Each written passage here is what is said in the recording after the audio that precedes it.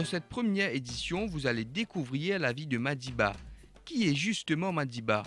Il n'est nul autre que Nelson Rolihlahla Mandela. Nelson Mandela est le premier président noir de la République d'Afrique du Sud.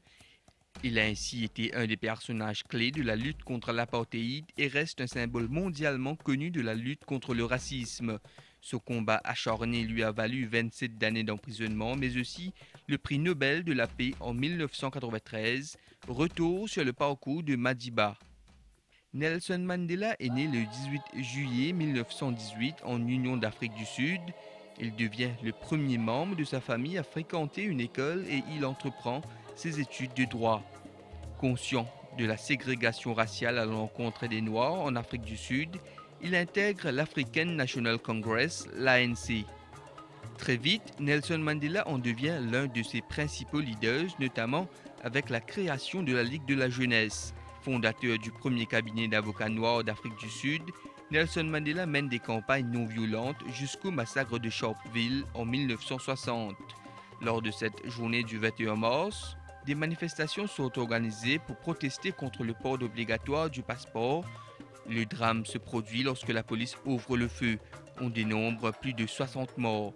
Le gouvernement ayant interdit l'ANC à la suite du drame, Nelson Mandela décide de poursuivre la lutte clandestinement et de prendre les armes. Il met en place des actions de sabotage et de grève générale afin d'entretenir la guérilla. Mais le 5 août 1962, Madiba est arrêté. Il sera relâché puis emprisonné de nouveau en 1963 avant d'être condamné à la prison à vie en 1964 en raison de ses activités politiques clandestines. Ses 27 ans d'incarcération à la prison de Robben Island puis à Pollsmoor n'ont jamais entaché sa popularité. One of the things that is difficult for me to comprehend is that we spent such a long time here. And there were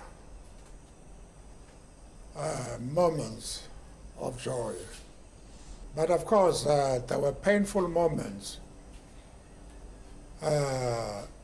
because the apartheid regime was an expert in persecuting people psychologically.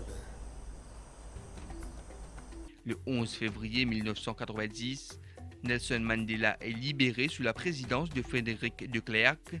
À sa libération, Madiba devient président de l'ANC, puis négocie avec Frédéric de Klerk sur le sort du pays. Afin d'honorer les efforts de Madiba et de Klerk pour mettre fin à l'apartheid en 1991, les deux hommes reçoivent le prix Nobel de la paix en 1993.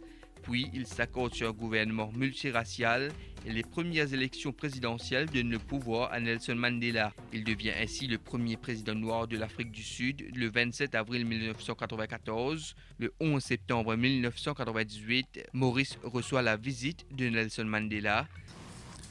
One of the many reasons for accepting this invitation is to see at first hand the emergence of a rainbow nation here, because that is the situation which is very similar to us.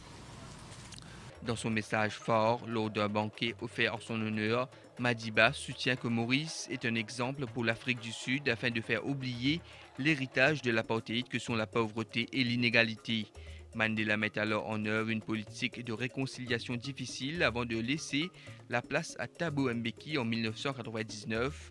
Après un seul mandat présidentiel, Nelson Mandela se retire de la vie politique, mais il ne cesse jamais de soutenir l'ANC.